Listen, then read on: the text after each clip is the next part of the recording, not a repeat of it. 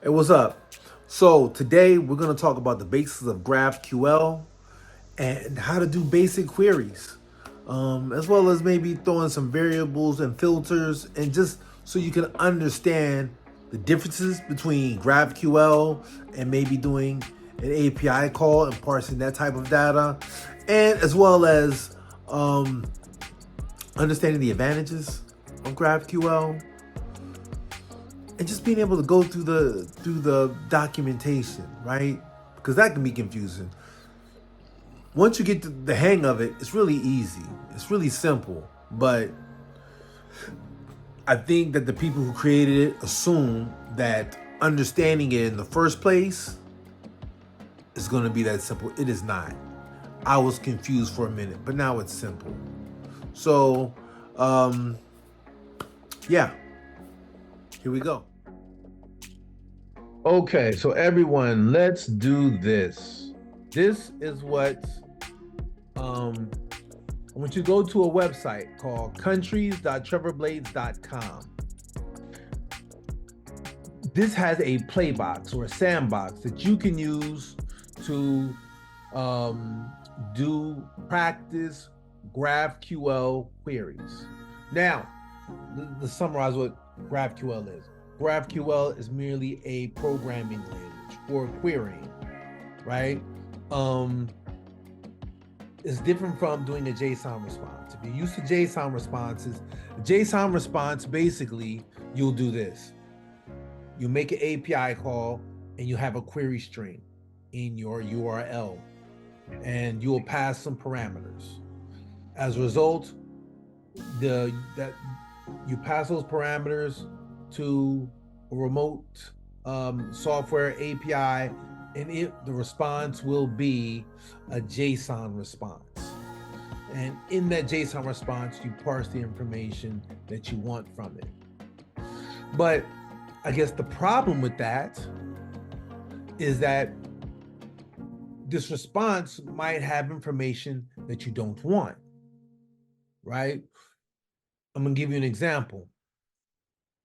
And by the way, that problem is called overfetching. So let's give you an example. Let's go here to our documentation, right? Everything starts with query. That's at the top of it. And inside of this, you have these other things, right? Continents, countries, country language models. Let's just do this. Let's say countries, okay? Start your query. This is how your query always starts, just like this, okay? And you say countries, excuse me. And of course, since it's a list, you have to print something specific about this object, right? So we go here, click on this country object in our documentation, and there are lots of things. Capital, and that's a string. Capital, and let's say name. That's what we want, okay? Right? Capital, name. So this is all the names to all the countries, and we run this, and that's what we get, right? Countries: Andorra, Abu Dhabi, name Arab the capitals is Abu Dhabi. The name is the UAE, United Arab Emirates, right? What other information can we get about the countries? Let's say phone is an array of strings, and states, okay? So phone and states, okay? Let's run that again. And yeah, well, lots of things don't have any states in there. But Australia has states, ACT, CX, right? I don't know. And yeah, WA. Some of these other countries, Aruba doesn't have any states, at least not in this database. Now, say for argument's sake, we were using a JSON response, right? We're making an API call instead of using GraphQL, and we made this API response, but we don't need all this state information. Well, when you make a JSON response, you can get all this information back. But with GraphQL, you can just have this, just the information you want, right? So you don't have to worry about unnecessary data that you use, unnecessary resources that you use for information that you didn't want, right? When you have extra resources, when you use extra resources for information that you don't want, it's what they refer to as overfetching, right? It's overfetching. So, yeah.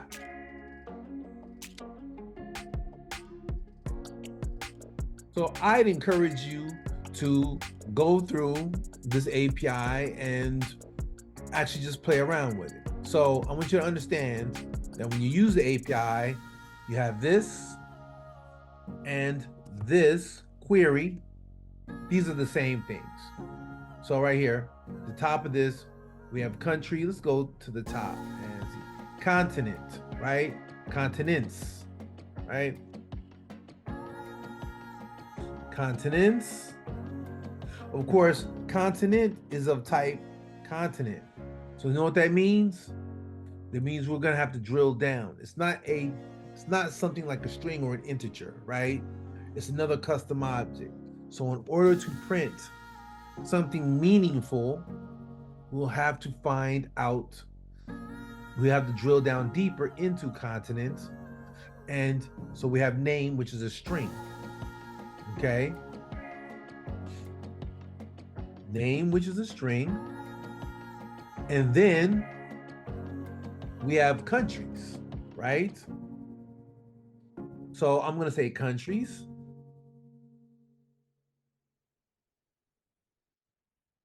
Oh my gosh. Okay. And then we got to look in here, see what country is. And we're going to get the name of all the countries, which is a string. Okay. So I'm just going to say name. Okay. Or and code, right? Okay. And then we'll run this. So now we have all of these countries, continents and their countries. Okay, Africa has Angola, Burkina Faso, blah, blah, blah, blah, blah, blah. I don't know how accurate all this information is, but I'm sure some of it is a little accurate, but it's just meant here for you. It's just meant to be here for you to practice, practice doing queries. So now let's do something else. I want you to understand this. So we have continents, name. I'm going to get rid of this. We can also do, if you want to find a continent, right? You can do this.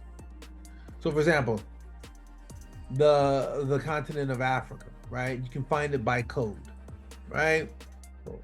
Right? So the function runs like this. I'm going to get rid of this, all of this. Okay.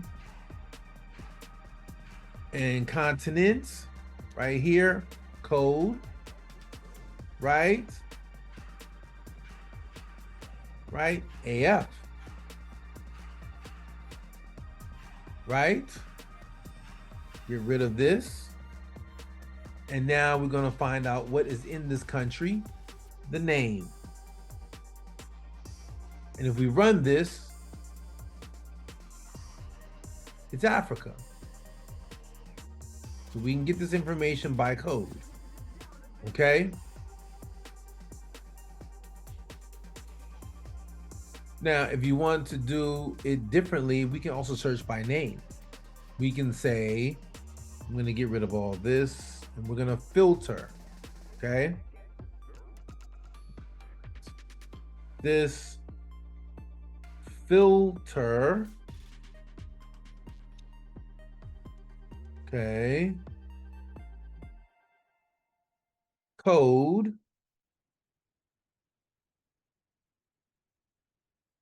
right, equals EQ colon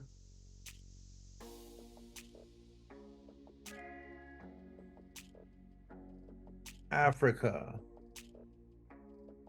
Let me see something. Yeah, I had to add the S. And so now, instead of doing the other way, I do it this way. And that's empty because I probably spelled it wrong. So let me see something. Oh yeah, there's one thing I forgot. Oh crap. What is it doing? Name, not code, right? Hold on. What the hell is going on? Okay, so this is how you could also filter for a particular country, and you have to do it on code. Oh, I just did some research. You learn something new every day because I'm kind of new to this, right? So here you go. Look. Um you go here to continents, right? And here you have continents and you have your filter, right? Click on this filter input. The only thing you can filter on is code. You can't filter on name or anything else. So that's the reason why that my last thing returned nothing. So yeah. So I would advise people just go in here and play around with this. Let's see what else. Oh crap! Stop! You're killing me. There's language filter input.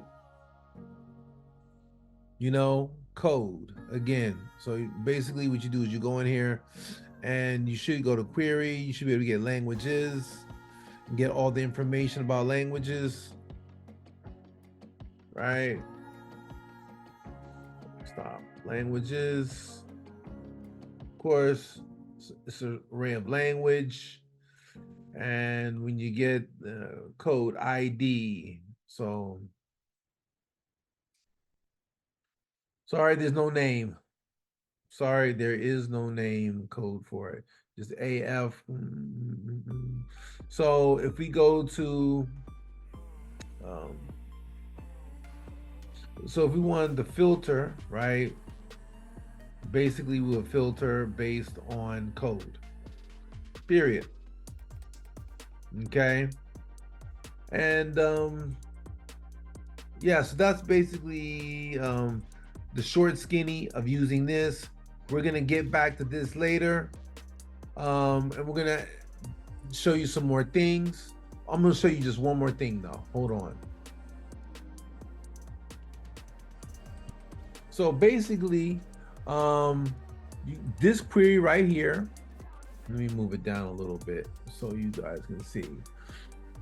Get countries by continent, right? And continents, filter. So you're filtering again, except this time when we filter, we're going to use a variable. So you see this bottom panel down here, go down here, and we're going to filter by what? By code. And we're going to get our countries as well. So this is right here, filter, code equals EU, right? And this is the name of all the countries and the capitals that are in the database that are considered European in our database. Right? If I said, I think our code is AF, is that for Africa? Is that Africa? I don't know. Is that Africa? That is Africa, AF. Right? So those are all the African countries and their capitals. And I did this I use this filter, but it's with a variable. So that's something that you don't really see online as far as learning how to use GraphQL in queries. And again, if you don't want the extra information, guess what? You can get rid of it, right? You can get rid of code. If we don't need that, right? We can get rid of the capital and just come with the names that we're gonna put into our, okay? And that's it for this one. On to the next.